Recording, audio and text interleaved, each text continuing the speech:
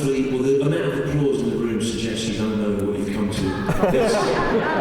This is one of 5 preview shows for the tour where I was trying to work it out. It's further along than it was supposed to be. I might have to read some of it off bits of paper. I'm allowed to do that. This is listed as preview work in progress. I could lie on the floor with my back to you for 2 hours crying and have no legal reason. But basically, it's nearly there.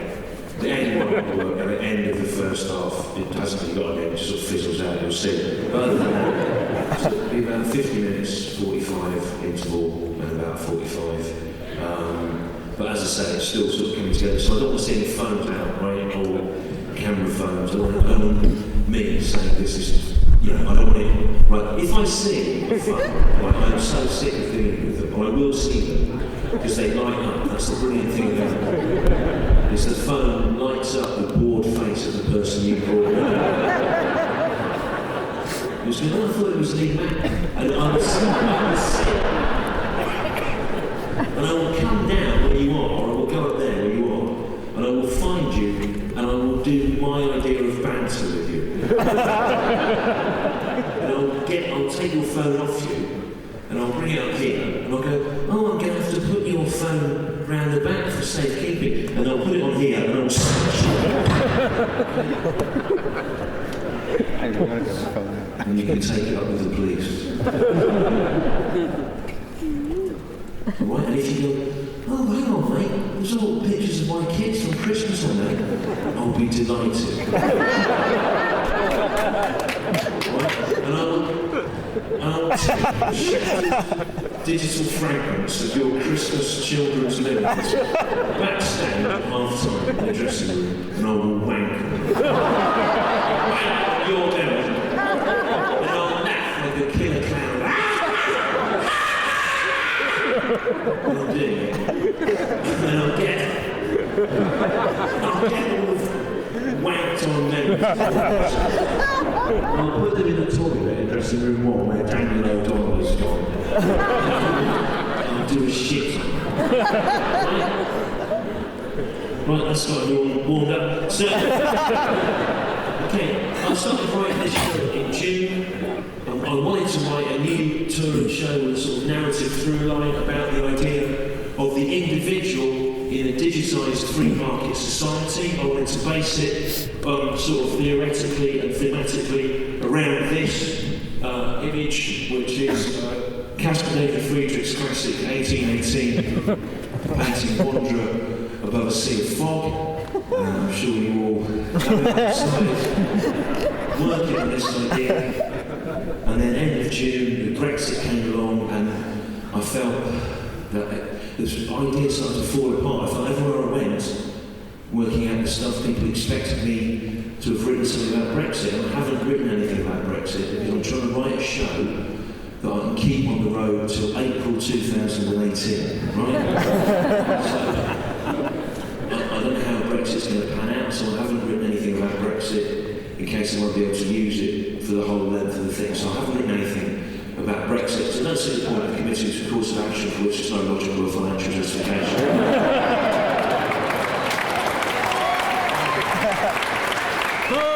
Applause.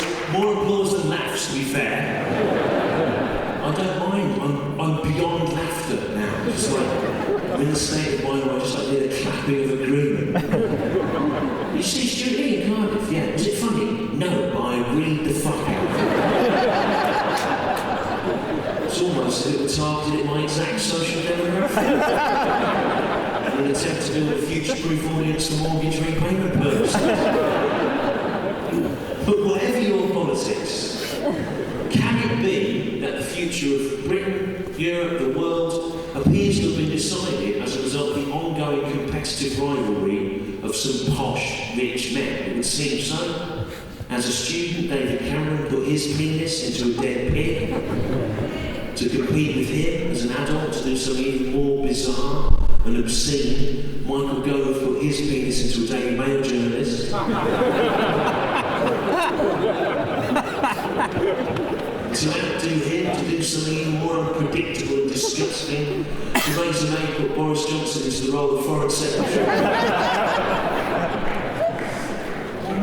and I was much agreement with that. He started clapping before everyone was going to join in. He was caught in the moment. Should he stop immediately or carry on, make a decent stab at it, and see if the audience would go with it? Didn't happen. That's how I feel every time I try to do an extended routine involving only repetitive sound. So, you might be, do you ever wake up in the morning after a night's sleep and you go, hang on a minute! Boris Johnson is the actual, genuine Foreign Secretary of Britain. A real place that exists. It's not some kind of comedy clown mascot Foreign Secretary who goes around being buffoonishly amusing while the real Foreign Secretary work is done by an unpaid student locked in a shipping container. Boris Johnson is the actual, genuine Foreign Secretary of Britain, an industrialised nation in the developed world. For now, anyway. And if you think it's funny that Boris Johnson is Foreign Secretary, I guarantee you it's clearer than ever that he will be Prime Minister by Christmas. But Theresa May has been put in place by the sort of secret Tory steering committee as a kind of palate cleanser, a sort of nasty tasting mouthwash that you swill around your gums before being forced to eat actual human shit. Shook a lot of people up, didn't it? The Brexit, the Goves, Michael Gove and Sarah Bryant sort of disappeared from public life, and they're now trying to reinvent themselves as the amusing celebrity political couple for young millennials so jaded they no longer find Neil and Christine Hamilton quite sickening enough.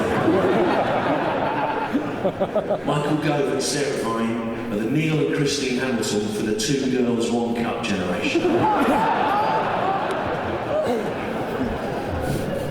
If you don't know what that is, right, Google it. Not now.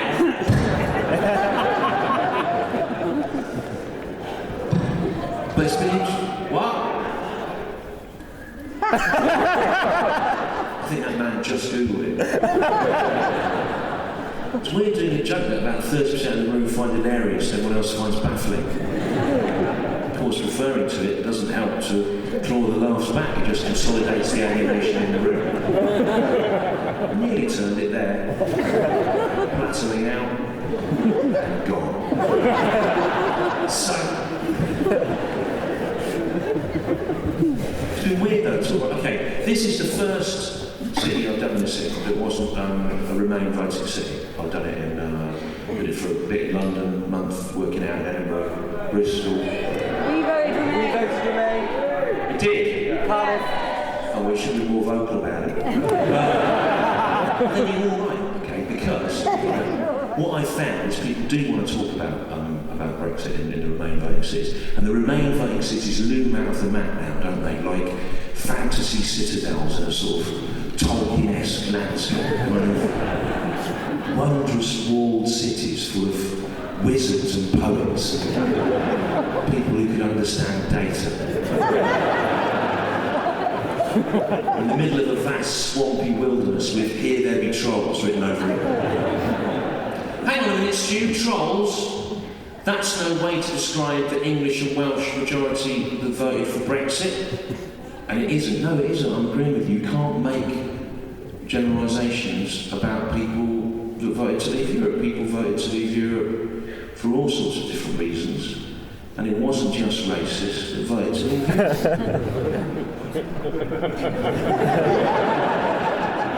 Cunts did as well.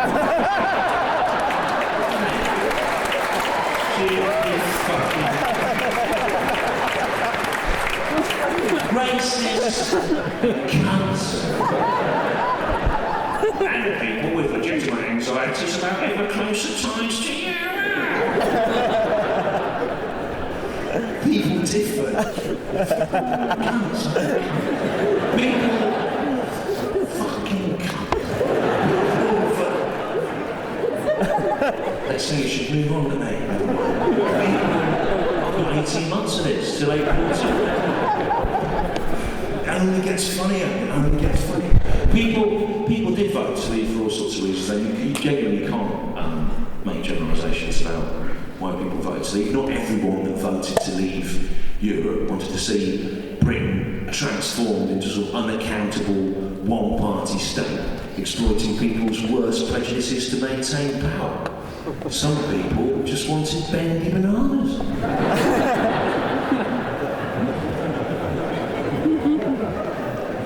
The journalist Paul Mason was out the weekend before the vote. He went around the country interviewing people as to why they were voting to leave. He came here to Cardiff. You might have seen this piece, and he was interviewing people about why they were voting to leave.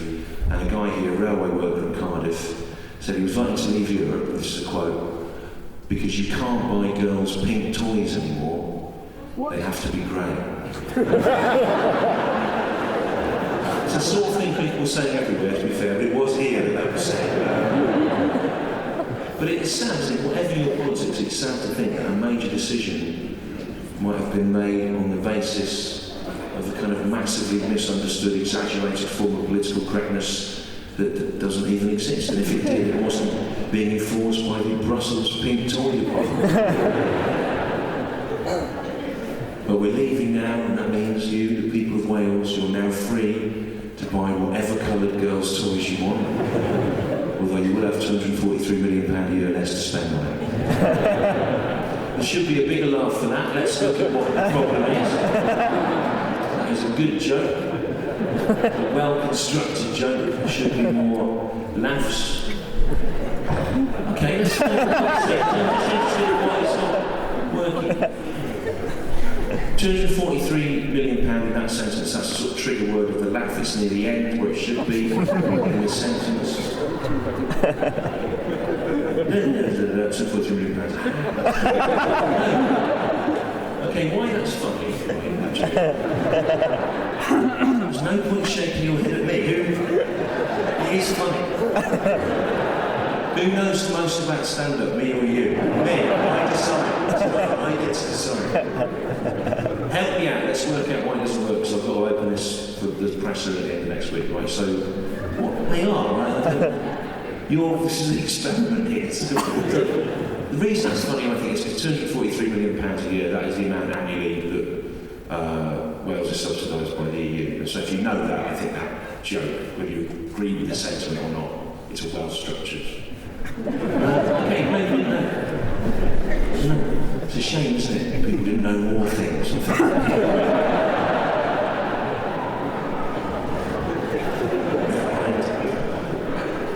People did vote to leave for all sorts of reasons. I just knew a bit. I tried it out tonight. I've thrown myself off. I'm just looking at my notes on my hand here to see what the next bit is. If you're near the front, you can see I've done pig, shit, cup, troll, cunt, banana, Wales. Oh yeah, there we are. Right, okay. Bit on now. Hand there. It says hand. Talk about what's on my hand.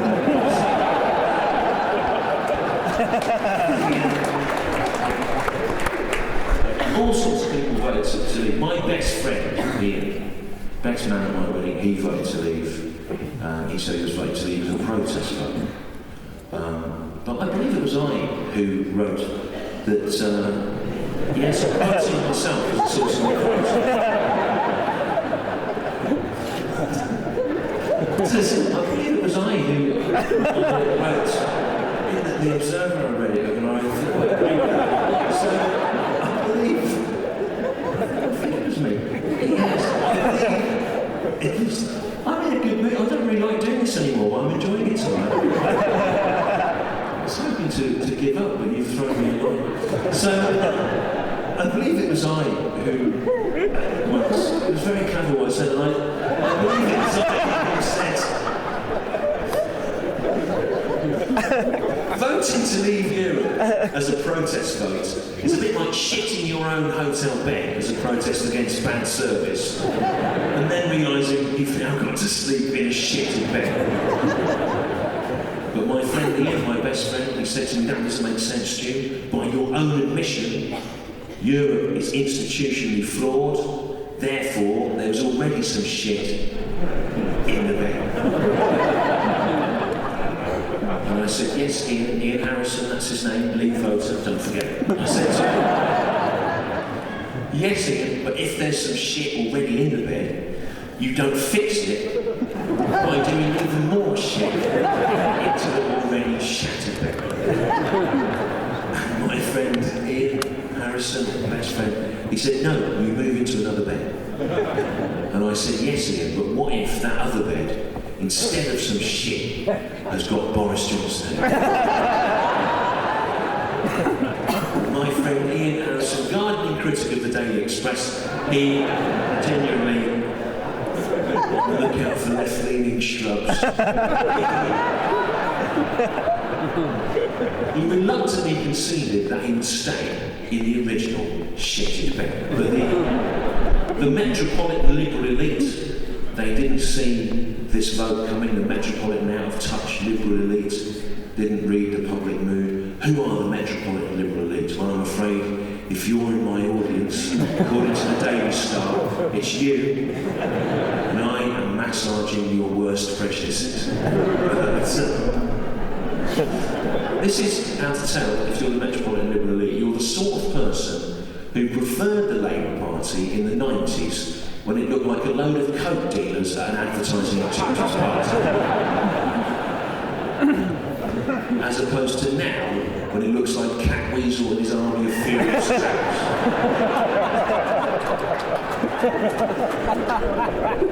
Fighting each other to the death over the last bottle of Diamond White.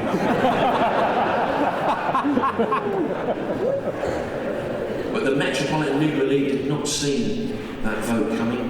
I live in N16, North London, classic trendy lefty metropolitan liberal elite territory, out of touch with the ordinary people on the weekends. On the Sunday before the vote, someone I vaguely know sent out a tweet saying, "Don't worry about the Brexit. I've just been out for brunch at a gastro pub in Islington. And absolutely no one there is voting to leave."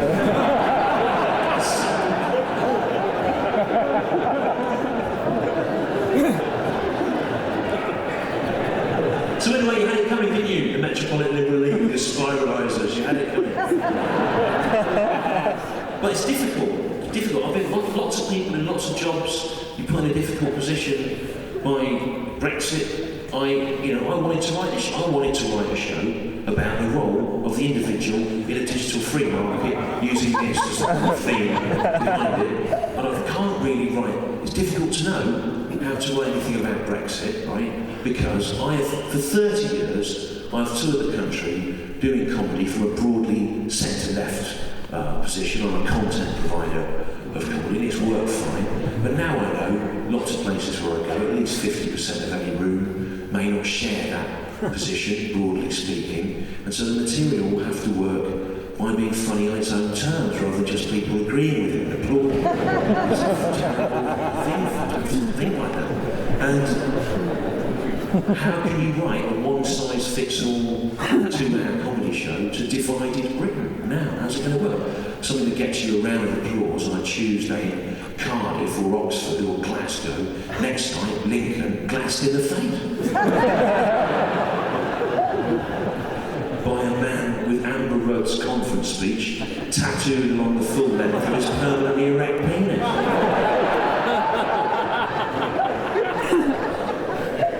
To do. Impossible position. So I don't even it's pressure in London on the week after next November, it's the 17th, 16th, and I still don't really know at this stage exactly what this show is going to be. All I know is whatever it ends up being, it will start with this sentence. So, my multiple BAFTA and British Comedy Award-winning BBC Two series got cancelled. No, go on, it's not a pantomime. Presumably because it was massively critically acclaimed, hugely exceeded audience ratings, and was incredibly cheap to make. Although I noticed there is money at the BBC for a remake of Are You Being Served? Educate, innovate, entertain those who are watching us. The idea of remaking Are You Being Served at the moment is that the British retail industry no longer exists. Are You Being Served should be set in an Amazon delivery warehouse. Mrs. Slocum stands in a massive shed off the M6, making incomprehensible cat-based double entendres about her vagina to loads of massively underpaid and soon-to-be deported East European workers. Who even goes shopping now? No one, do they? No, they don't. Who goes shopping now? No one, do they? For the sake of this joke, who even goes shopping? No one, do they? I'll tell you, no one goes. They don't, do they? No, they don't. No one goes shopping. Who even goes shopping now? No one. I've got 4 possible punchlines to this joke. We'll try. This show's about. Who even goes shopping now? No one. Even former Chancellor George Osborne now has his anus pencils delivered by Ocado. Big laughs there, not so much around the room. Okay, let's see what's not working here, because I've got to sort these out for when I'm English specialist. Okay, you know what Ocado is? Yeah. Home delivery thing, yeah. Okay, George Osborne's anus pencil, shall we? No. Okay, you know, don't you, nothing right? He's a major insider, that man. To be fair, that story, the George Osborne's anus pencil story, is not really broken yet. God knows I've tried to get it out there. To the point where, if you go on Google tonight and you put in George Osborne, one of the search options that will come up is pencils rumour, right? And I've made that happen. Okay, but to be fair, the reason most people didn't laugh is that story about the anus pencils. It's not really come out yet. So what we've learned is you can't do stand-up about news from the future.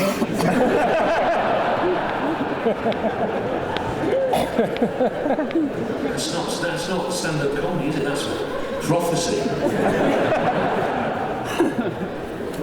It's a thin line, I often think, between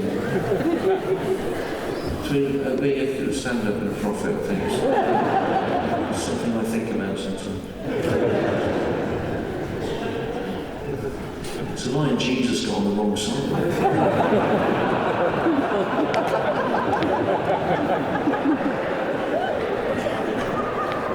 I'm not saying I'm Jesus. That's for the Guardian to say.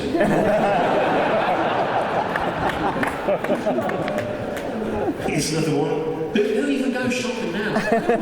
Even Keith Fatt now has his Romanian rent boys delivered by Ocado.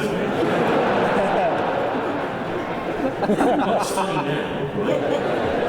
But it's sort of people already in the process of forgetting. You know, by the 17th of November, will anyone even remember that?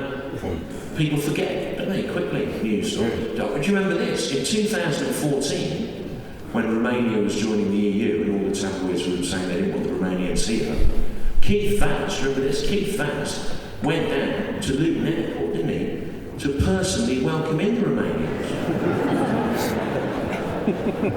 Doesn't seem such an altruistic gesture. It's just checking out the talent on the way in. You can all stay. So, here's another one. This one will work at any time. Who even goes shopping now? No one. Even. That's not funny in itself. Thank you for the help. Who even goes shopping now? No one, do they? No one goes shopping now. Even Michael McIntyre has all Paul Tomkinson's 90s routines delivered by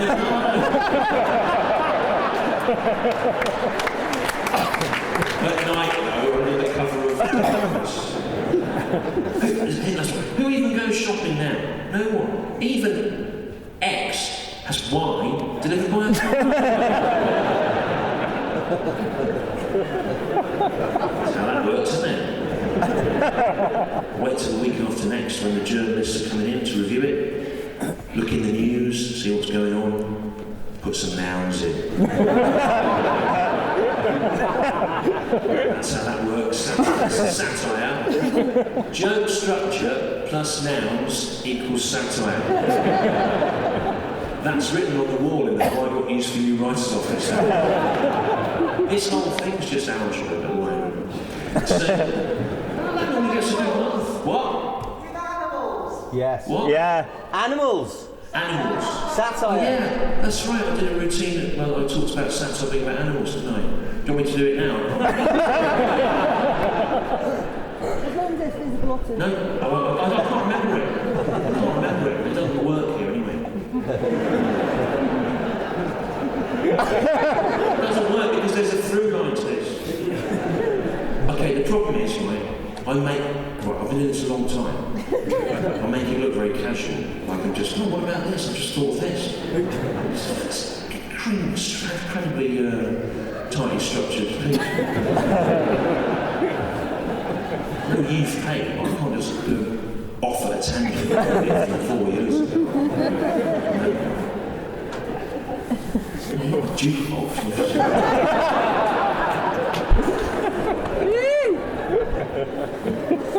I've never had that. I've never seen call out for an old bit. Go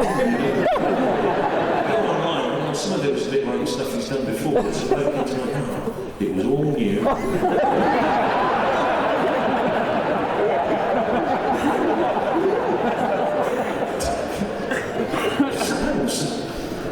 You know what? I was in a good mood at the start, but now I've lost confidence in the whole idea of carrying on. I've written about 40 hours of stuff. I can't be expected to carry on with this. I'm really sorry, mate. You have every right to expect your needs to be met on a personal basis. Even in a room with nearly 2,000 people, I can't remember that bit. It was a 10-minute bit from 4 years ago. I can't remember it. Didn't have the word satire in it, you're right. Now I can't work it out against the next bit. It's perfect. I'm going to go into the next bit. You're going to see it won't work now. Who even goes shopping now? That's the next bit. It would have built from the previous bit. Now it sticks out like a rusty nail out of the gate. Why? You know what's going to happen? Someone. This is what you think. If something gets shouted out now, people are so cynical they don't believe it was a real interaction. One of them is going to go home and put on Twitter, it was mistaken of him to bring a plant to shout out an irrelevant thing, which appeared to derail the act. And the prepared material he had to respond to it was substandard. Now you're thinking, it's a double bluff. It is a bluff. The thing about me is, you'll never know. So,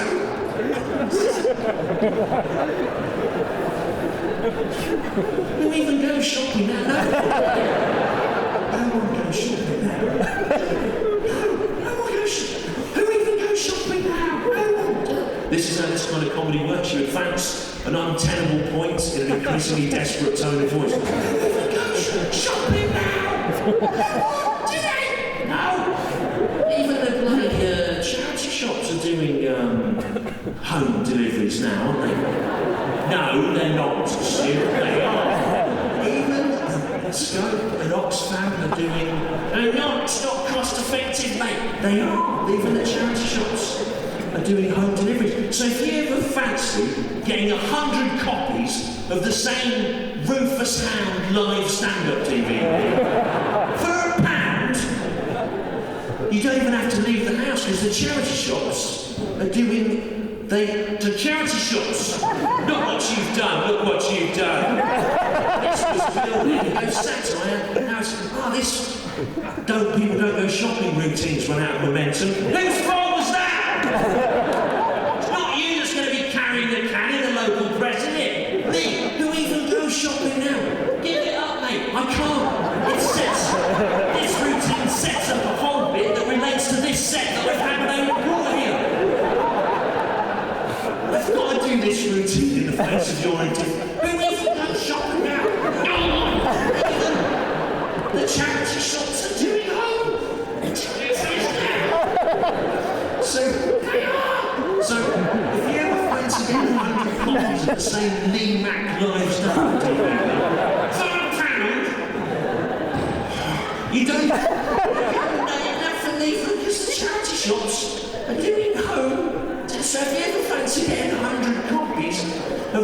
saying Paddy killed. No, yes, but he's done 3 live. Okay, what I'm saying, forget that routine. Forget it. What I'm saying is, all those panel show acts from the 90s and the noughties, all their DVDs are second hand on Amazon and eBay for 1p each, right? 0.01 pence plus postage. All of them. The cheapest that you can get my 2004 live DVD for second hand online is £3.67. You can boo sarcastically, but the facts speak for themselves. It's 367 times more expensive than all their DVDs.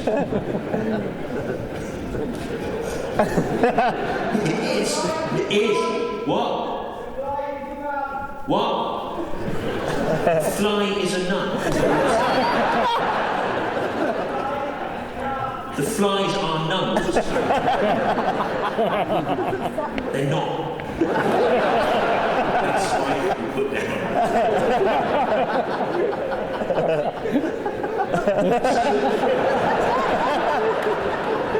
The flies aren't nuns, mate.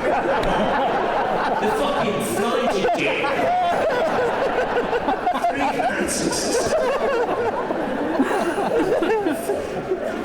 The fly is a nun, isn't it? It's a fly.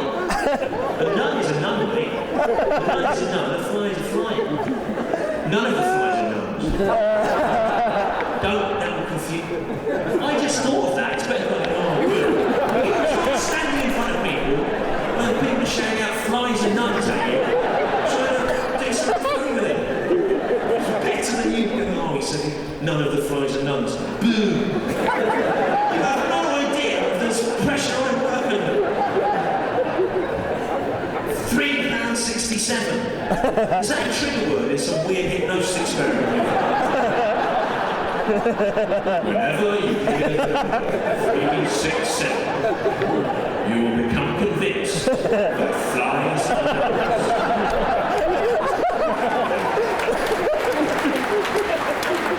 Go out into the world and work your mischief. £3.67. No, it's the cheapest. But to be fair, there is a reason for this, right? And it is this, okay? Right, normally I sell my DVDs after gigs. I'm not doing it tonight. I'm giving DVDs away free as part of a bizarre marketing strategy that only I understand. But let me tell you, ultimately, you are the victim.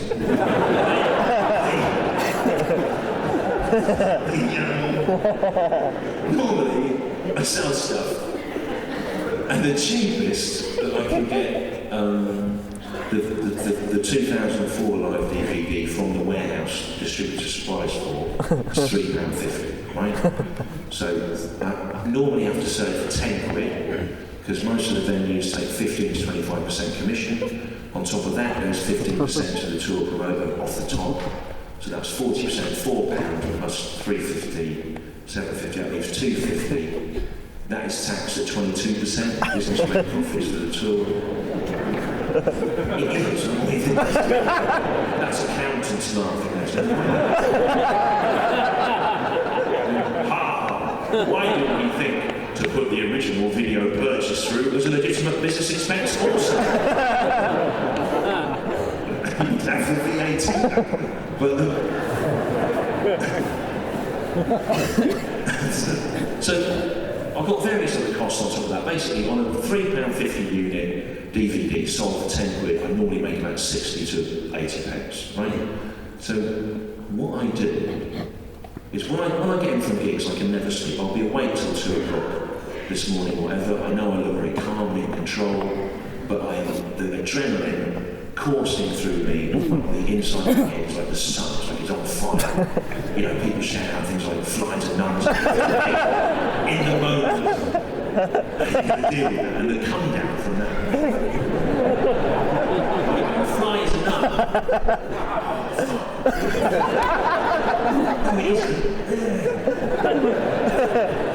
that moment alone will keep me awake until 2 in the morning. I'll be lying in my bed at night replaying it with self-satisfaction. Yes, it was brilliant. The bloke shouted out, flies and nuts. I'm like, oh no. Great. So it's going to be a long first half, I'll tell you. It's not normally this much stuff.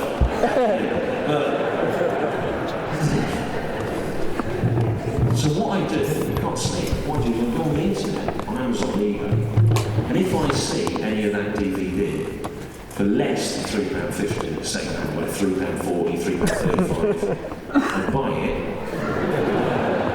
and then I slip it in with the new ones. I do. I make an extra 10 or 15 pence on each. You find that embarrassing? I do.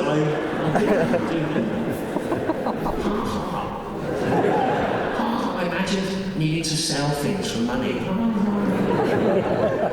Well, I do. And sometimes the people stop. Once I found 20 for £3.40 one bloke had got them. So I bought all of them. I did. He put a sarcastic note in. He put, "How sad buying your own DVDs second hand." But it isn't sad, is it? Because I made £2 on them.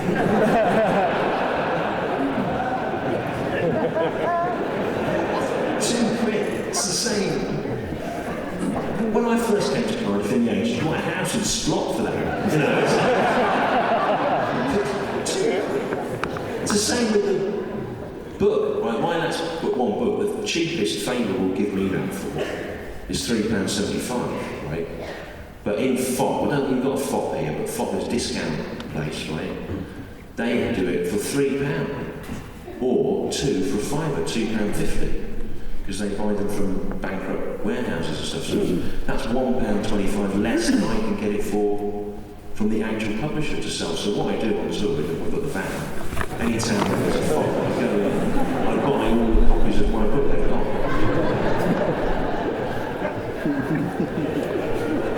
I do think they kind of go, "Oh, that's a bit weird, mate." And it isn't, because that could be £1.25 extra on each.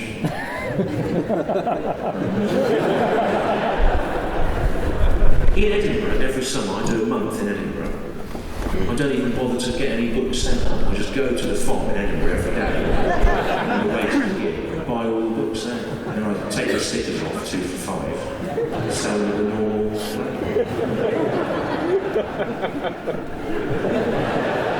I used to, I can't anymore. I'll tell you why, this is true. Because FOP Edinburgh have sent out an internal memo saying I'm not allowed to buy my own books. They'll let me buy 3 in one go. It's like the police, 3 is for personal use, any more and you're a dealer.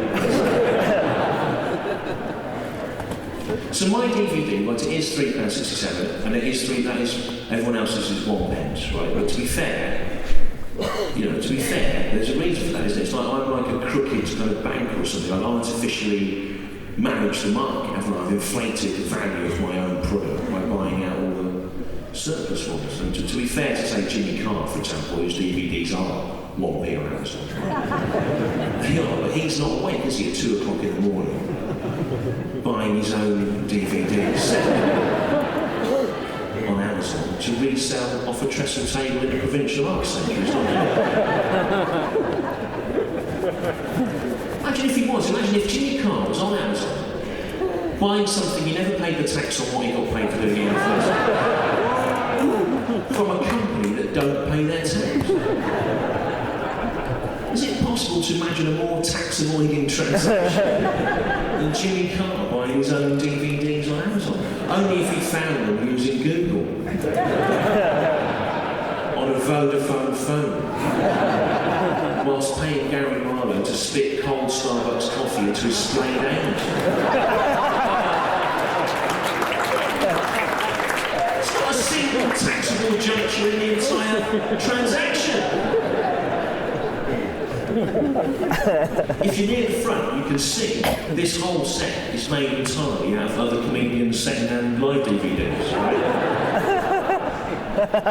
And I wanted to make it, the idea was that I was trying to make a set that would be like the shape of the rocks in the bottom.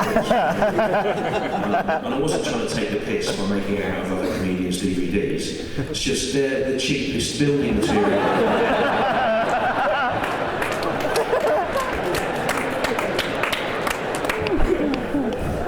So, it's weird though, look at that, right? That's not the end of capitalism, isn't it? That's the sort of tide mark of the detritus of consumer society, like your live standard DVD washed up. That is over, isn't it? Physical media, that's over. I'm still pushing it. I do vinyl normally and so as well, but so it's difficult now knowing what medium are you supposed to do comedy in. Where are you supposed to do it? The government are trying to close down public broadcasting. Where are we, people say do it on the internet. I don't know. I mean, after the second BBC series I got offered 2 series for Sky for more money than the BBC, but I didn't do them, right? And I didn't go to Sky, right? And I've not talked about this before, because I think if you do something for a moral choice, that's your thing, you should do it, but you shouldn't make a big deal about it and tell everyone as sort of marketing tool for you. But I didn't do it, and it was good for me not to, but I thought, but what I did was fucking you. It's because I knew it wasn't really me that Sky wanted, they wanted you.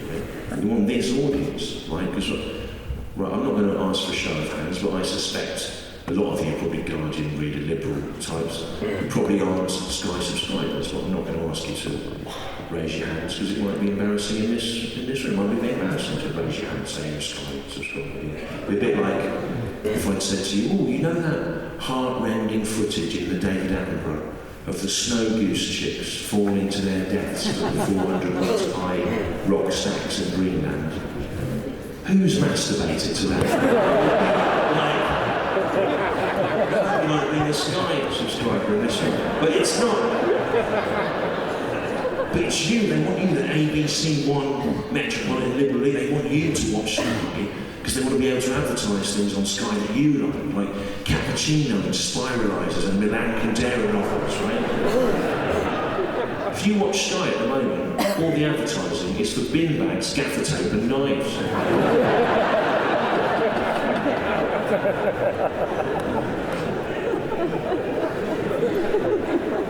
But I felt I couldn't really go to Sky. If you're a broadly political comedian and you go to Rupert Murdoch's Evil Sky, I'm worried you'll sort of be held accountable, Steve Coogan, for example, he can't really appear on Rupert Murdoch's Evil Sky because he's packed off, Steve Coogan. He's involved in an ongoing dispute with Rupert Murdoch for stealing used condoms out of his bins and then paying Aaron Holmes to sniff which women had used them.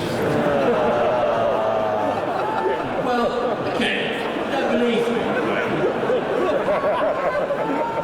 Think about Aaron Holmes, right? He looks awful, he doesn't know anything, he can't speak. What skill is holding him?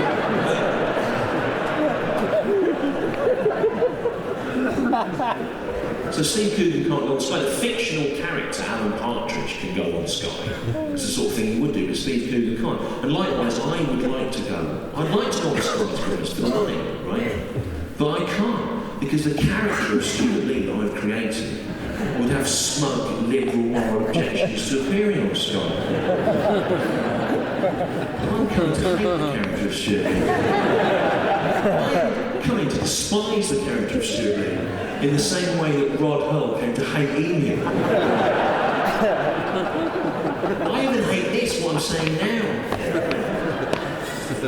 Metatextual self.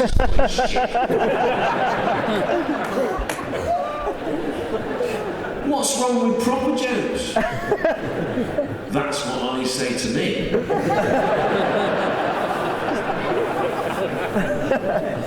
Russell Howard's not involved in an ongoing interrogation of the divided self, is he? No, he's going, oh, we've all done it. You run out of toilet roll, you use a sock. Well, he's doing it. I've not seen his act lately, but I keep seeing that bit. It goes round and round on the telly, a little clip. We've all done it. You run out of toilet roll, you use a sock.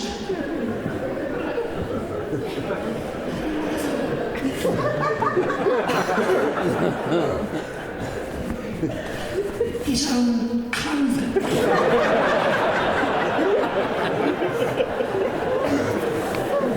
For his excrement, his own clothing, just with his excrement smeared on it. What is this? Observational comedy from a Victorian mental hospital?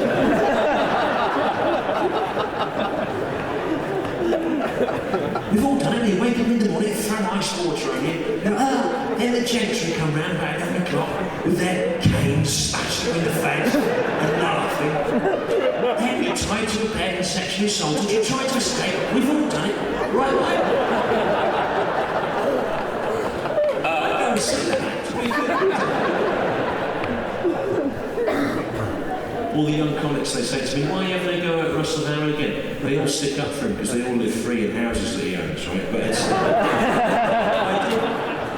one joke about it 10 years ago. And I like him, to be honest. But I used to like him. I don't know why I hate him now. It's not even his fault. It's my fault. It's entirely to do with me. The reason I hate Russell Howard, it's not his fault, is this, okay? Now, my family, they're not the sort. They're not the sort of people that read the sort of papers where I get good reviews, right? And they don't know any of the sort of people that would like me. And if they ever see a bit of me doing stand-up, my family, they think it's so bad, they're so genuinely embarrassed that they can't believe that I could possibly ever make a living out of it. And they talk to me in a sort of sympathetic tone of voice, as if to suggest that I'm a delusional fantasist who imagines that he's a stand-up comedian. And if he was to find out he wasn't, might kill himself. This is how they talk to me. You must have something like this. They sort of go, and how is the comedy that you do? How's that comedy going? Yeah, it's all right, I'm on a big tour at the moment. Well, I'm sure you are. I bet lots of people are going up to see you, aren't they? And they're all laughing, having a good time, so that's good, isn't it?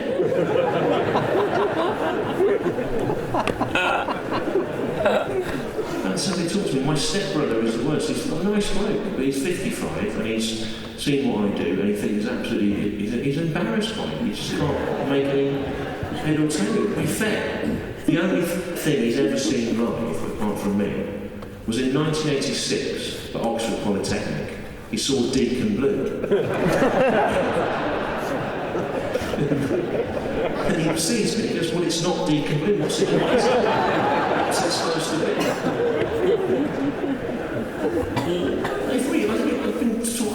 I didn't even know. People like Deacon Blue people, they've got a fucking leaflet in the hall here. You picked, typical, was it? You picked the most obscure, it wasn't Deacon Blue, sorry, it was Howard Jones, right? But I changed it to Deacon Blue. I thought it was funny because it was so utterly obscure. When you get here, they're not massive. You wouldn't know.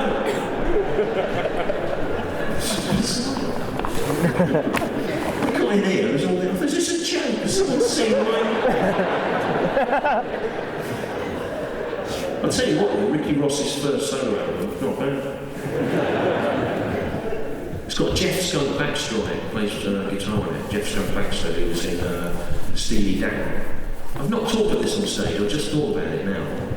Jeff Skunk Baxter from Steely Dan, who plays guitar on Ricky Ross from Deacon Blues' first solo album, gave up rock and roll in the mid-70s to develop the Star Wars weapons defense system. You know that, it's true. You can get from Deacon Blue to nuclear war in one move. So my stepbrother, he doesn't... That's the end of it. I'm going to develop that into a really good routine. Stop having a go at Jeff Skunk Baxter. So...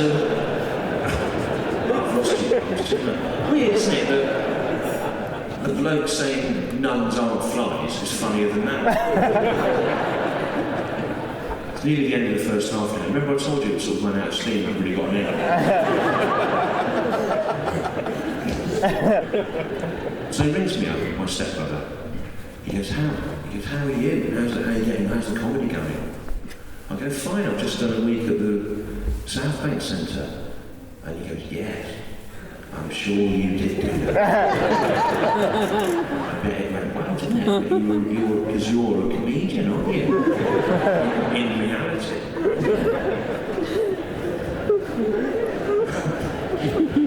I said, you're in a good mood. He goes, yes, I am. I said, why?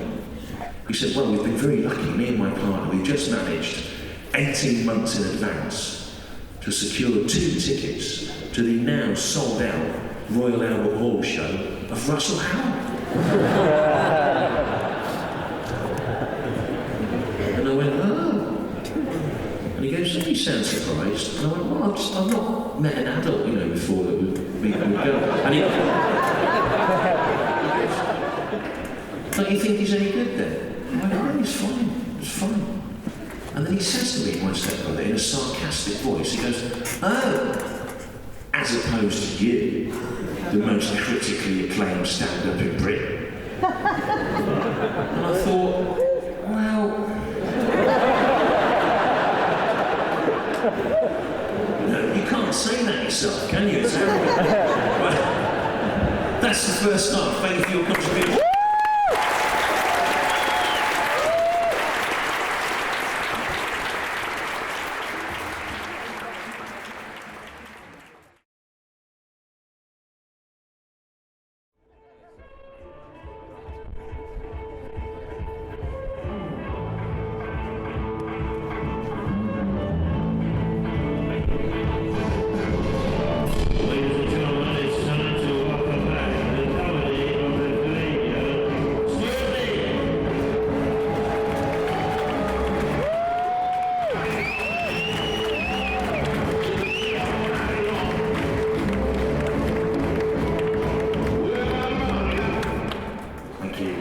I've just got a thing to mention, which is that I've done the words for an art installation which is at the Angel on Castle Street, which Richard James and Angela phoned Riswick and Andy phoned did really, but they wrote the words for it, you can't see that.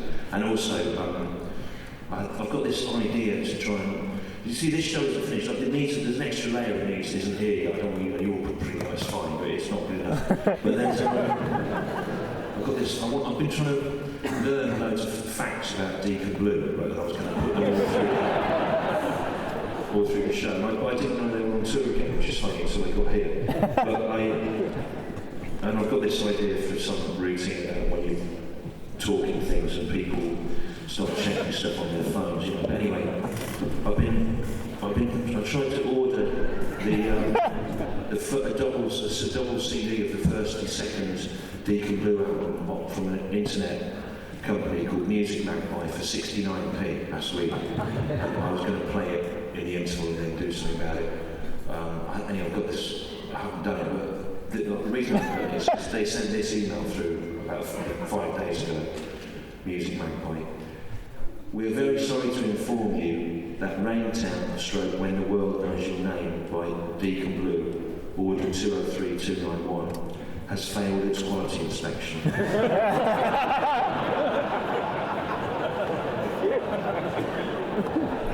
So, I've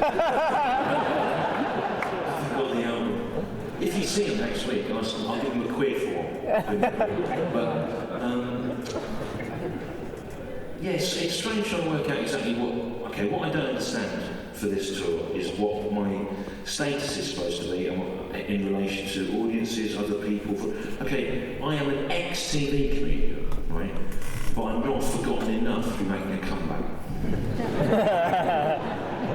And if I was, this wouldn't be it, would it? People showing flies and nuns. It's difficult to know how to pitch yourself.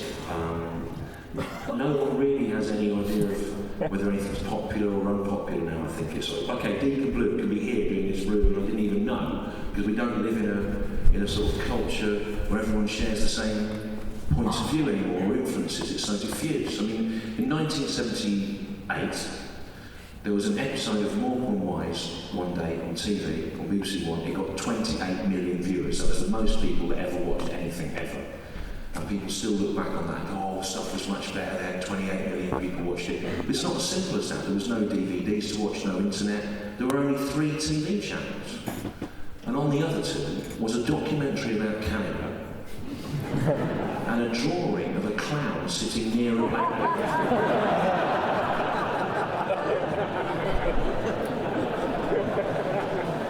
That got 27 million.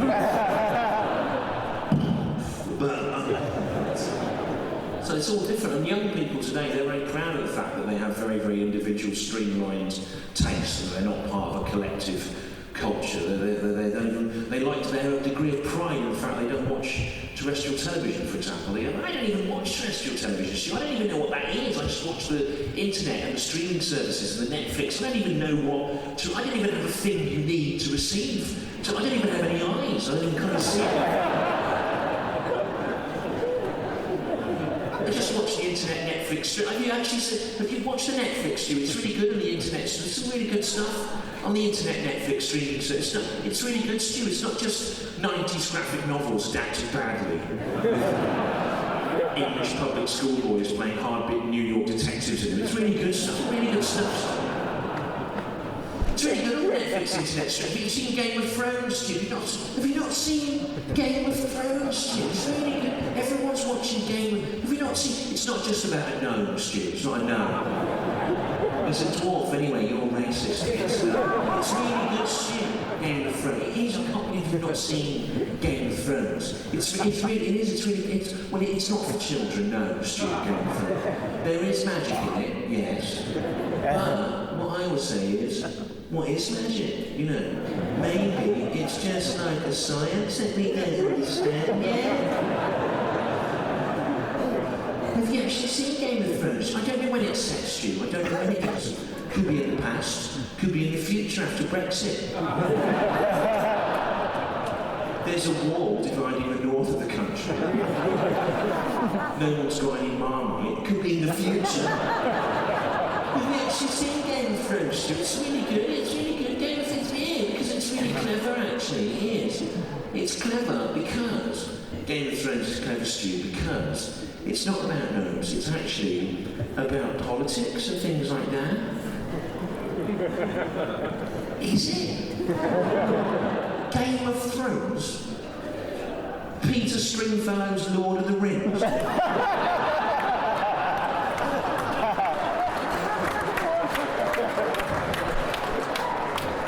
Bilbo Baggins and the Spearmint Rhino? Yes, watch Game of Thrones. I haven't watched Game of Thrones because I can get the same experience from sitting around with a Terry Pratchett novel in one hand and a copy of Hustler's Barely Legal in the other. Have you actually watched Game of Thrones? It's really clever. Have you actually watched Game of Thrones? I haven't watched Game of Thrones. If I want to understand the political implications of the ongoing struggle of ancient dynastic powers, I'll forcibly dress David Starkey in Ashon Provocateur underwear and pay him to lap dance with Simon Sharma.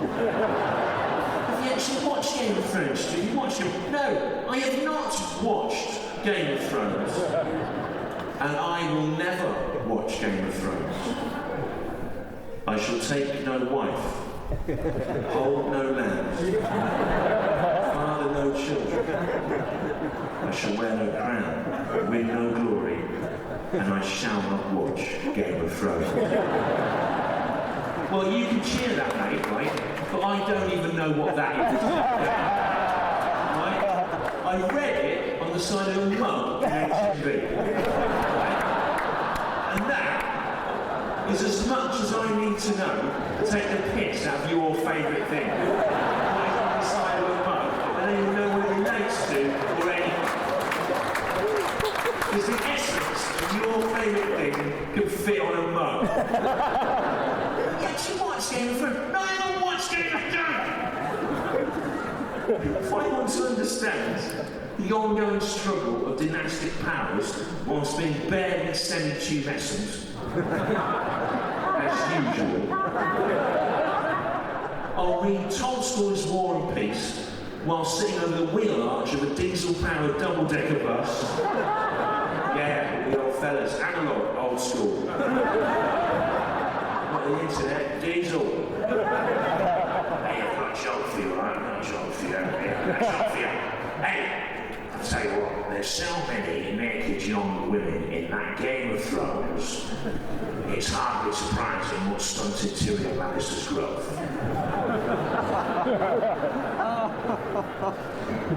You were wanking, ladies and gentlemen. You wanked yourself into being a dwarf. He did, he was 6'6" in the pilot episode. Hang on a minute, Stu. Wasn't that a sizist joke about the dwarf community? Yes, it was! Well, he ridiculed the dwarf community in order to satirise the ongoing sexual exploitation of young women in mainstream media, so it cancels it out. It's the kind of split-second collateral damage decision Frankie Boyle has to make every time he opens his mouth.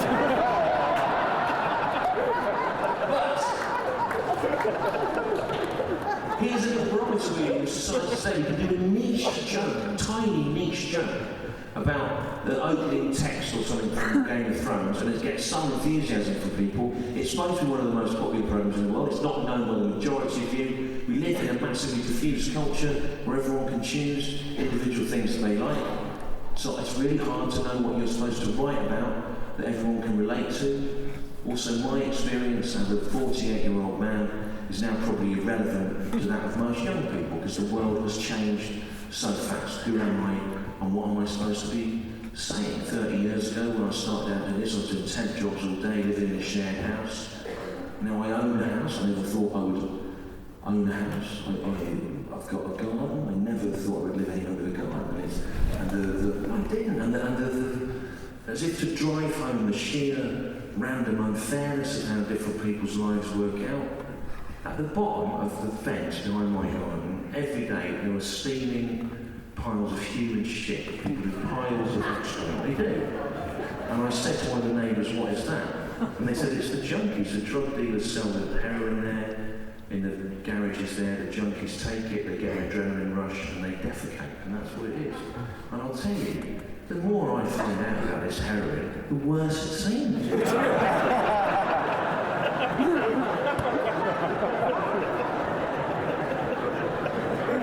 Honestly, it seems to me as if there are any redeeming features whatsoever. You cannot see the attraction. But it's boring, isn't it? It's a boring thing. It must be lovely, it must be very nice, mustn't it? If anyone said to me, do you want some heroin? I said, I don't think so. I'm sure it's But, I wouldn't know what to have it.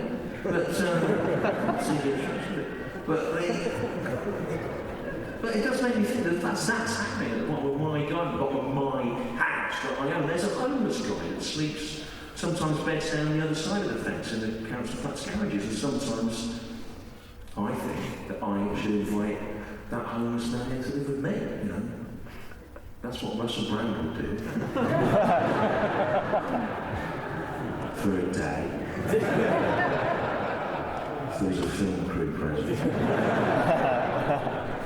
I'm not sure, are you? There's loads of you going, oh, come on, mate. A few people up there.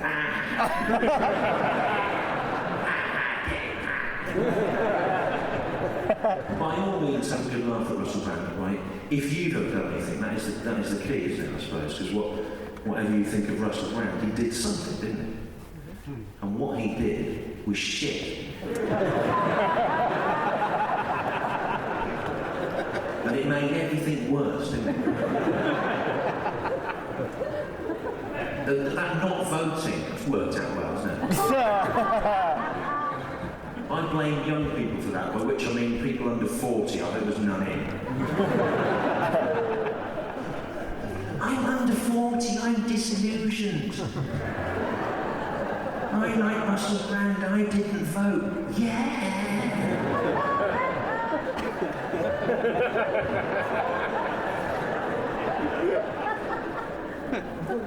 Oh, I've got no future now.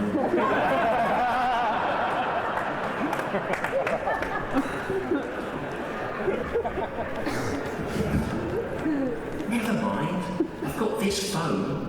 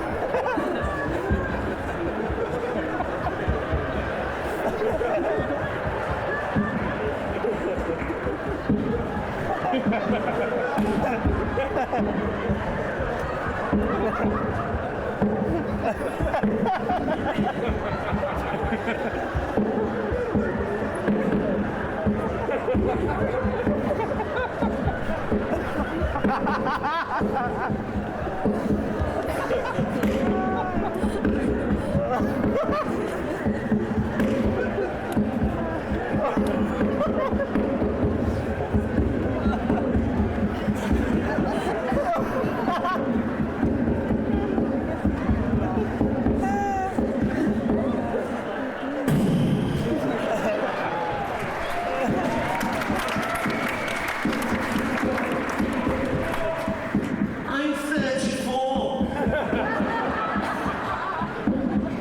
I like Pokemon Go.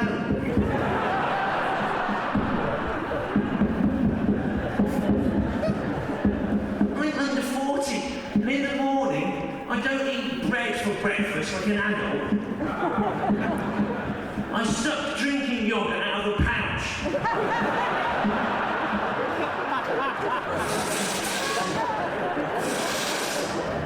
This is my breakfast.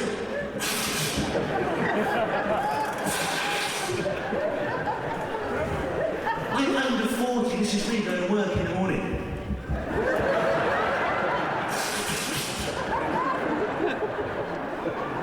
People under 40, what a shower of shit on you.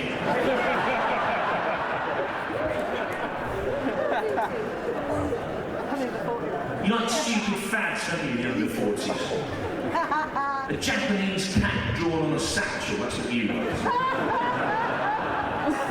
Get up early on Sunday morning, get down the market. Why? The Japanese cat satchel man's coming.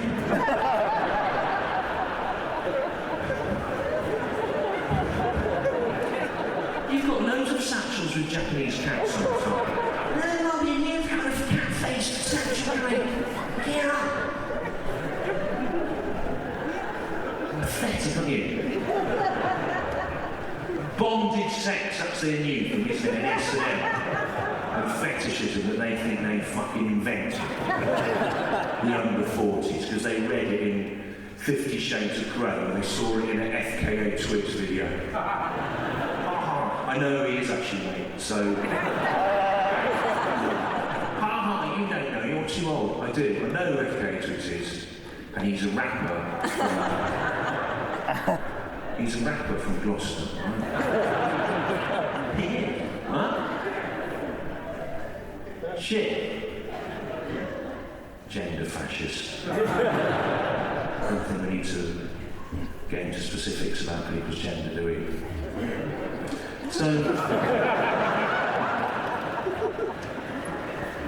Alright, she's a rapper then.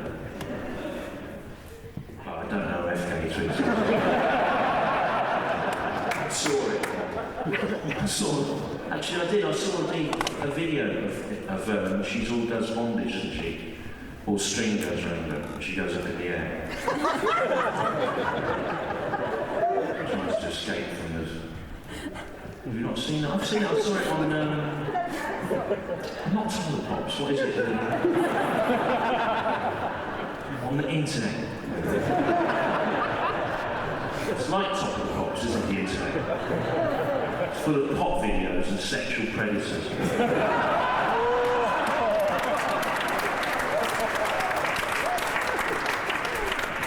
People under 40. I'm under 40. I'm 33. I like bondage sex. I had a mask on and some jam went on me.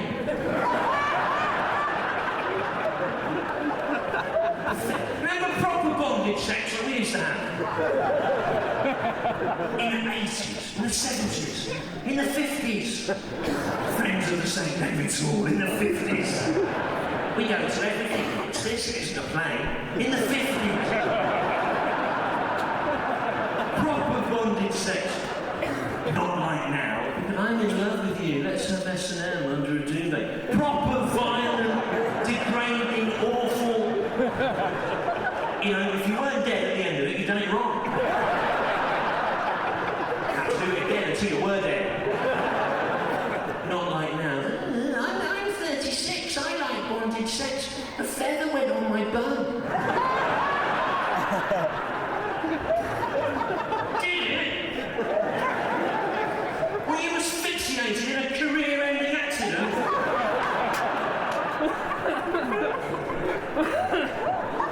No, shut up and shut up! Drink your fucking yogurt out of a pouch! Get the fucking cat-face satchel! Fuck off! And that is my message to the under 40s.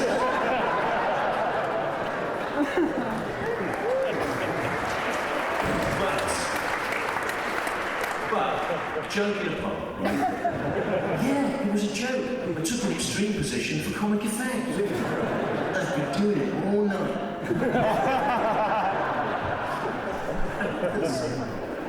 It's interesting though, I think something like a random thing, like S&M, fetches and bondage sex, even that, because off the top of my head, that can tell us a lot about the different ways that things are consumed now and 20, 30 years ago, how everything's sort of available, instant gratification, digital streamed consumer culture. I mean, okay, you know, 30 years ago, 20 years ago, even, if you wanted to be into sadism and masochism, so you'd have to like answer some little classified ad somewhere and try and meet someone and go to a special shop and try and get in some weird club. It'd take years to sort of penetrate the underground, and I think when people finally did, the experience was hard won. So it meant something, but one of you now, this is true of lots of things, but one of you now, you could just go, oh, I'd like to do S&M.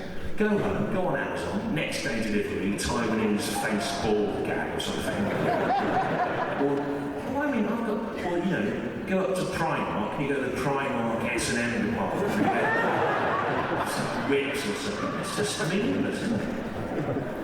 Because everything now is sort of algorithmically targeted to the consumer, so nothing is the result of an emotional investment or a social journey. Or, you know, if you talk to your grandparents or your great-grandparents about trying to do sadism and masochism, bondage and fetish stuff in the 30s, in the Depression or in the war, when there was Hitler and all these kind of characters. You know, it was very different now. It wasn't something they could just sort of go, oh, I'm doing that. You know, it's very... Well, it wasn't. I think it meant more to them because it was not sort of off the peg. Well, I'm trying to think it's funny, but I think if you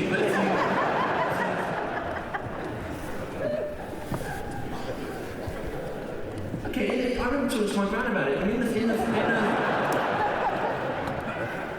the 30s, if you wanted to do like fetish sex stuff, you couldn't just go up to the high street. Go up to there's probably an Ann Summers in Cardiff town centre. You can't just go. You just go there now, couldn't you? And get a sort of lead latex sex harness thing. You couldn't do that. There's nothing like that. I remember talking to my gran about it. She said they grew up in Worcestershire in the countryside. I know Amazon, I know Ann Summers, sex boutique there. They would have to do the sex harness thing. They would just go and wander around the fields and stuff and try and find bits of twine or vines and things, bits of horse reins that sort of perished and have been left. Just tie those together and see It didn't work, and they were great. They didn't even want to do it, but they felt that they should to defy Hitler.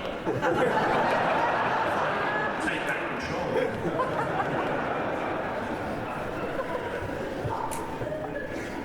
But I think that this, even the most pathetic sort of sex harness made out of just weeds tied to string and stuff, that would, it's like something they've made themselves.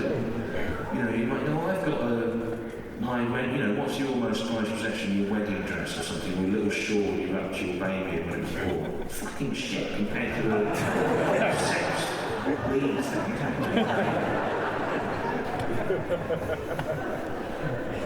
That's meaningful,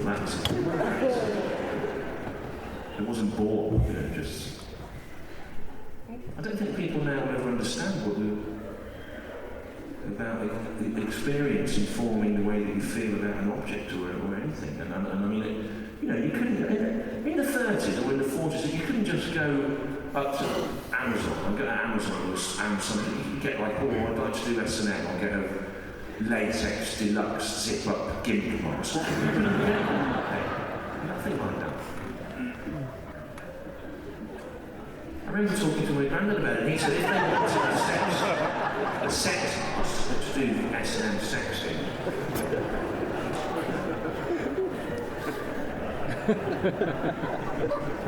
maybe thinking near Kidderminster. People still live there now. Some things haven't changed,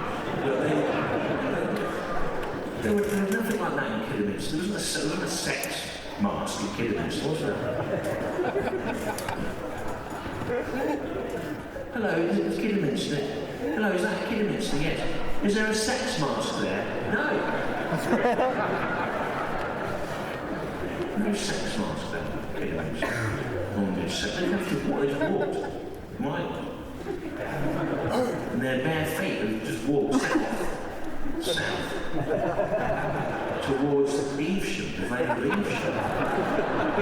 Which should know, east of here. The fruit basket, the vegetable garden of England. And they'd walk there, they'd go all around old, you know, potato barns. And if they saw a sack, a potato sack, and empty the potatoes out, get that, cut eye holes in it. Put it on, and that was their gig mask, was a potato sack with eye holes cut in it.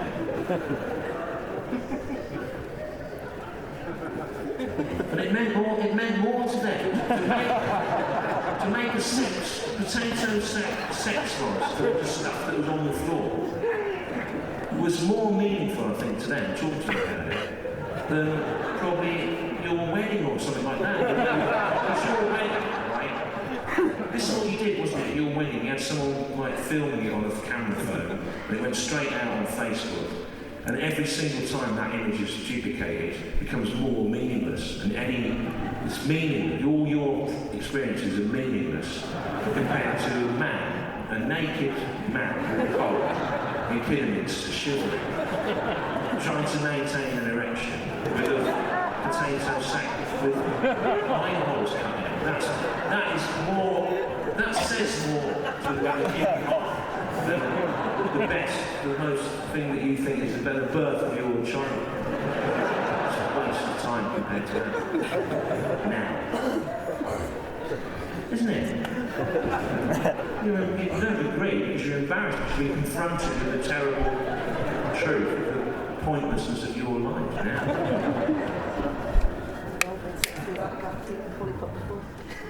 You know, in the 30s, if you wanted to do S&M, bondage, sex, you know, violent bondage, there wasn't any, you know, Anne Summers strawberry flavoured deluxe lubricant gel. Nothing like that.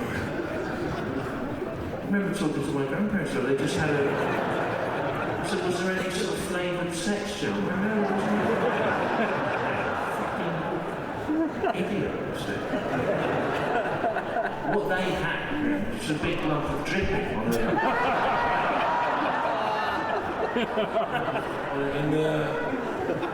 In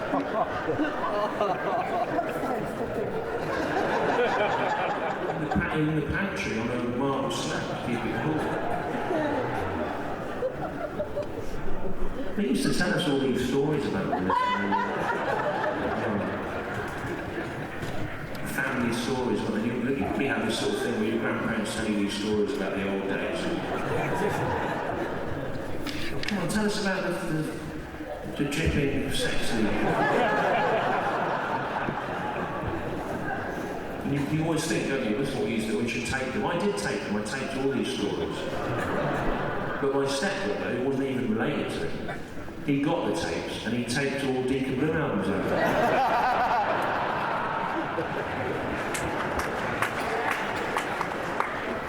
But the recording would keep dropping out, so we'd go, ooh, you're the chocolate guy, and then got the chipping. Here, Deacon Blue. Not very often, admittedly. What I do, doesn't sound right to me, but they'd get the dripping and Gran would go to, you go down in the cellar now and get the coal, get the fire going, because we'll need to get the skillet and put the dripping in it to melt it down a bit. Because they couldn't use a block of it, could they?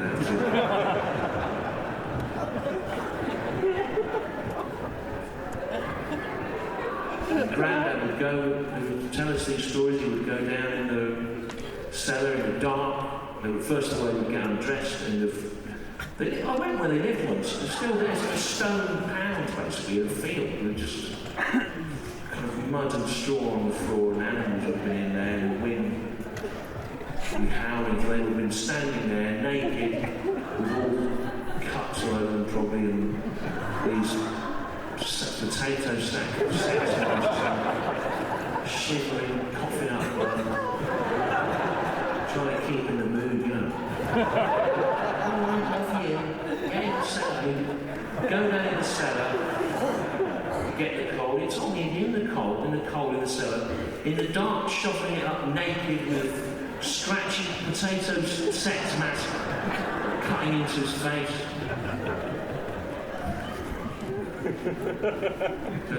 Get up there and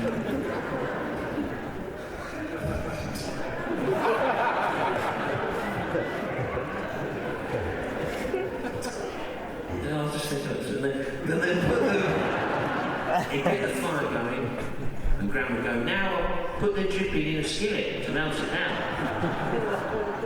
But she would say, before I do that, she would say the same thing every time. And it was like a sort of family thing, and every Christmas we'd say to her, go on, say what you would say to Grandad. So now you don't want to hear that. Go on, say it. Say what you say. No. Say it. Say it. Come on, Gran. Say it. Say it. And she'd go, well, I would say to him, now before you melt down this dripping, remember that this dripping, as well as being a sex lubricant, it's also the old dinner.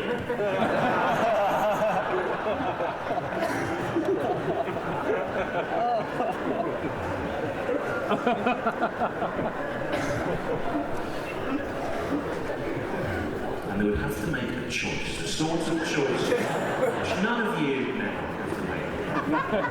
Really, no, the very...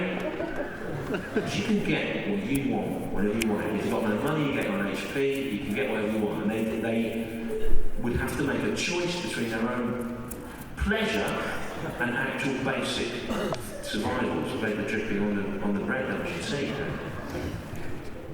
And I think it's a profound, it's a silly story in lots of ways. It's like at the core of it, there's a thing about how the world's changed. That was a choice they had to make. But talking to my granddad, I remember he would say that if they were careful, they could often scrape together enough of the dripping afterwards.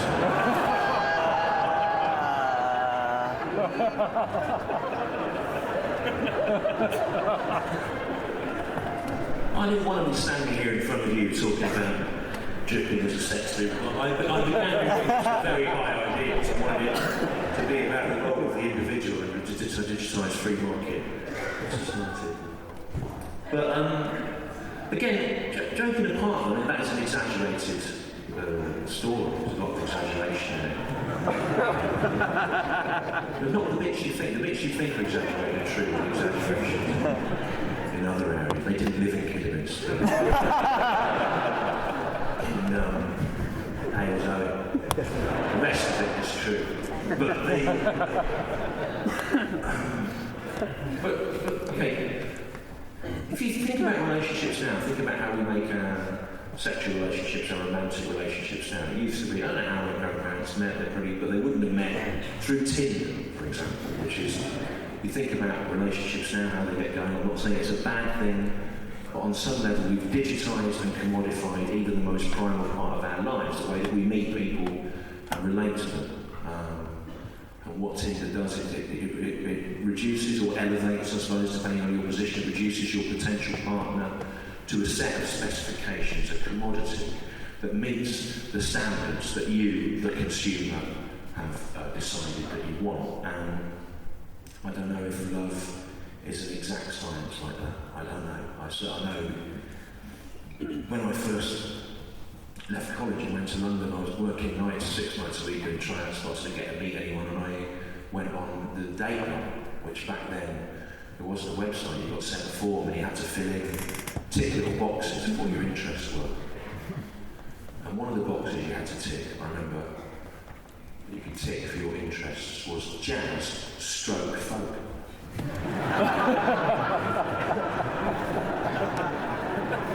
Even then, as a callow youth, I think it was a bit weird, because all the other interests had their own box, horse riding, mountain climbing, classical music, rock, and jazz and stroke folk were sort of lumped in. You know what they're thinking? They're sort of thinking, those people.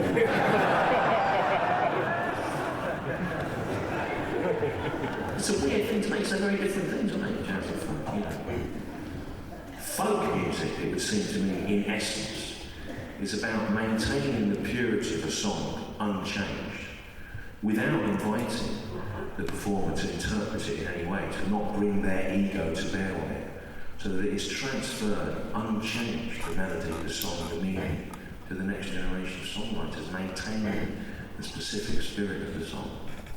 Whereas jazz, in contrast, is about taking an existing melody and inviting a performer to do quite the opposite, to bring their ego and their interpretation to bear on it, to change it beyond all recognition, serving as a platform merely for the expression of their own identity, an entirely different procedure from the folk process. So I didn't tick that box, I just wrote away.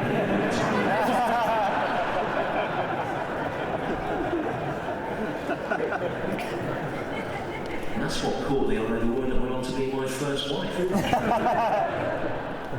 She was a jazz folk musician. She was extremely depressed because she suspected that what she was trying to do might be pointless. And she was also very frustrated because she realised that she was trying to combine two incompatible approaches to the ultimate detriment of both. And I sympathised with it, because at the time I was in a double act with Richard Herring.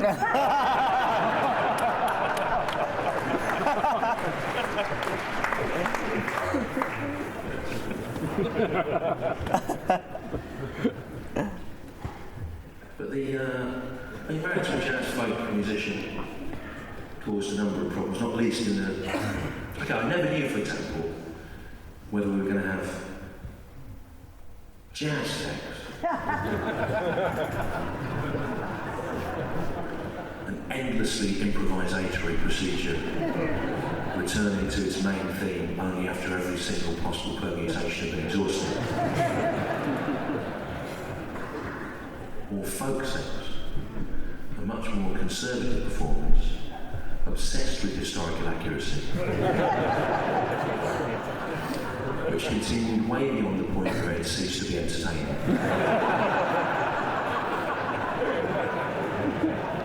Until one or both the protagonists were dead.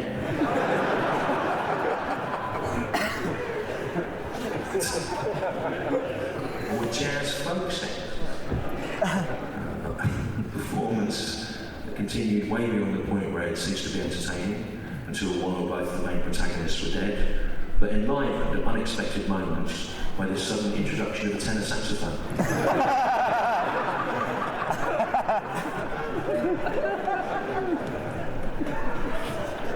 I'm sure there's lots of you that we've met through internet dating, and I don't mean to decry it in any way, but I wonder if there's something about accident and chance in life. I don't know. I mean, but I sympathise with the under 40s because they live in a time where the free market philosophy has meant that everything's up for sale, and we're all treated as consumers, customers in a customer service provider relationship. Everything has gone up for sale.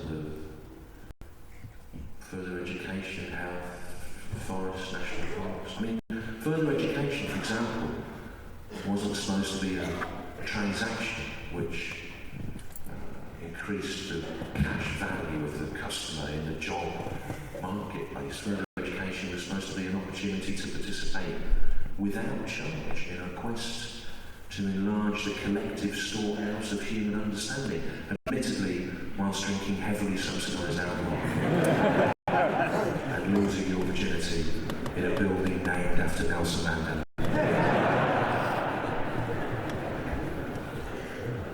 But I think digitisation and the free market's made us feel like we're all, everything is about us, the consumer, the customer, and our rights, what we want. And I think the ultimate example of this is TripAdvisor, right, which seems to amplify the idea that the individual's needs should be met.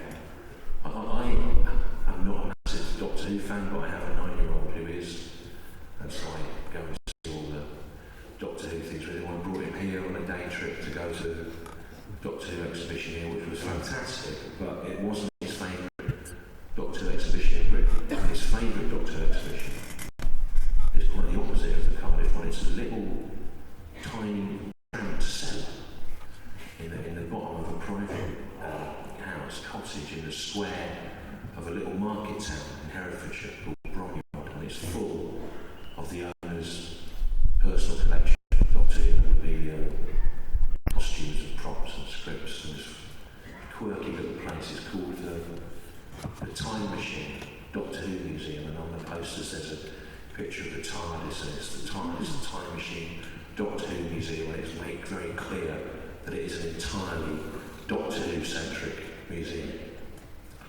But there is a 1-star review of this museum on TripAdvisor. And it says, the Time Machine Doctor Who Museum has very limited appeal, except for Doctor Who.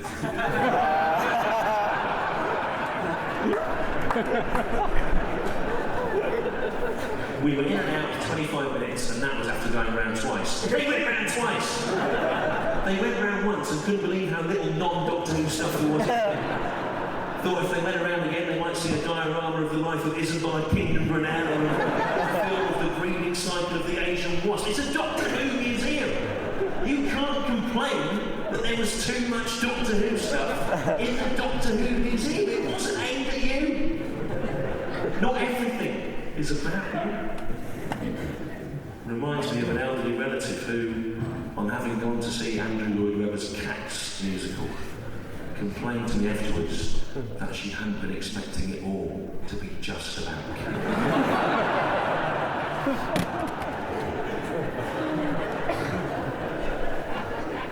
Digitisation, the free market, it's made us think that everything is about us. So, a person under 40 came up to me after a gig and he said, I didn't really enjoy that, to be honest. And I said, I don't know what you expect me to do about it. You paid to see me, and I am me.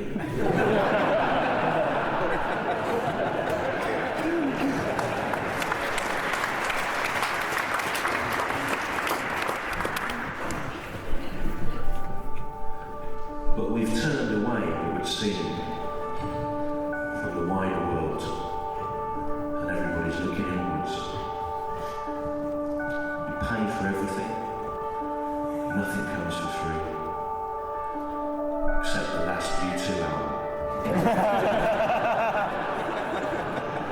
Whether you want it or not. Like a virus that you can't shift.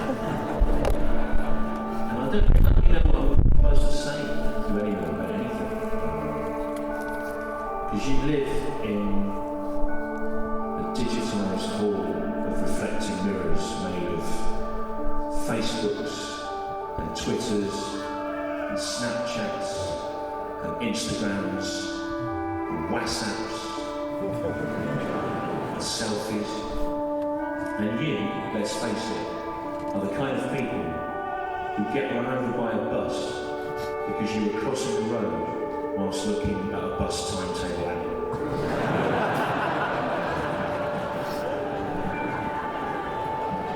And they say you shouldn't keep dolphins in concrete tanks because the endless sound of their own sonar bouncing back at them eventually drives them mad, like someone locked in an aluminium-lined cell, being forced to listen to an endless loop of the entire back catalogue of Jean-Michel Jarre. And that's you, you're the mental dolphins of man. Self-obsessed, inward-looking, narcissistic people with no attention span, inflicting upon yourselves the self-inflicted injury of Brexit, like dolphins leaping out of their own tank. But it's not surprising, is it? Because every one of you has got a camera on you all the time now, a phone with a camera. And you see something interesting, and you go up to it, and you turn your back on it, and you use it as a backdrop for a picture of yourself over and over again. Why? Surely you all know what your own faces look like now. In your digital online history, it's an endless string of images of yourself, of your face, obscuring something that is more interesting than your face. Here's me. Here's me at the Taj Mahal. Here's me at the Grand Canyon. Here's me with the full plan for all human existence. You sort of get in front of it, wouldn't you? Take a picture of yourself. Here's me in the background. It's some kind of divine plan for all human existence. I'm not sure. I'm not sure. So when I look at this painting, Caspar David Friedrich's 1818 Wanderer in a Sea of Fog,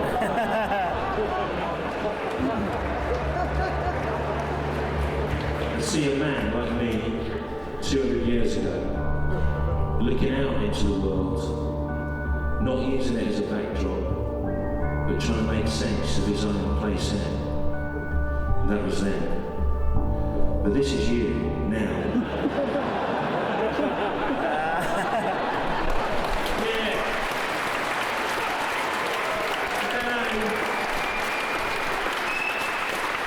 Europe somewhere. I'm on a mountain. I'm on a fucking mountain!